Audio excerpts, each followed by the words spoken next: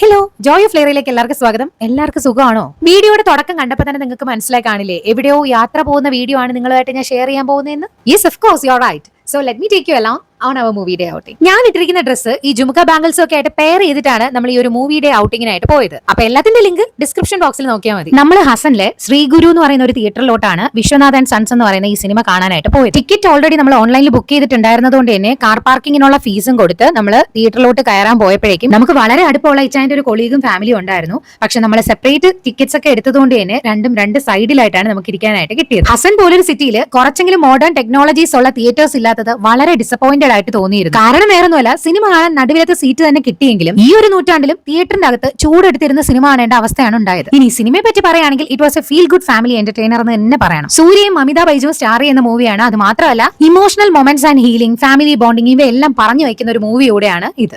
സിനിമയൊക്കെ കണ്ടു കഴിഞ്ഞിട്ട് പിന്നെ രാത്രിയുള്ള ഫുഡ് അടിക്കാനായിട്ട് കയറിയത് ഒസൂറിലോട്ടാണ് കേട്ടോ. നല്ല വെജിറ്റേറിയൻ ഫുഡൊക്കെ കിട്ടുന്ന ഒരു കടയാണ്. ഇവിടൊക്കെ കൂടുതലും വെജിറ്റേറിയൻസ് ആയിട്ടുള്ള ആൾക്കാരായതുകൊണ്ടായിരിക്കണം വെജിറ്റേറിയൻ റെസ്റ്റോറൻറ്റ്സ് ആണ് കൂടുതലും ഉള്ളത്.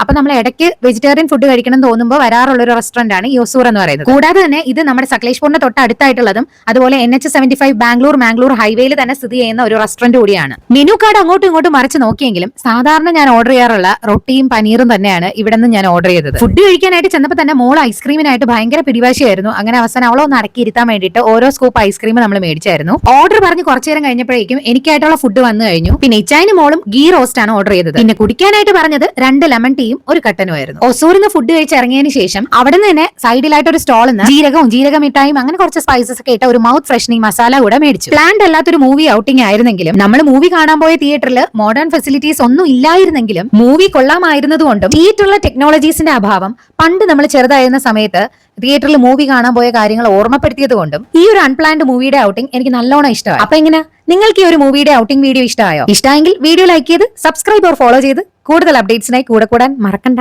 നേരെ നമ്മൾ അവിടുന്ന് വീട്ടിലോട്ട് വന്ന് കാറൊക്കെ പാർക്ക് ചെയ്യുന്ന കാഴ്ചയാണ് നിങ്ങൾ ഈ കാണുന്നത്. അപ്പോൾ see you soon with another video. Till then by.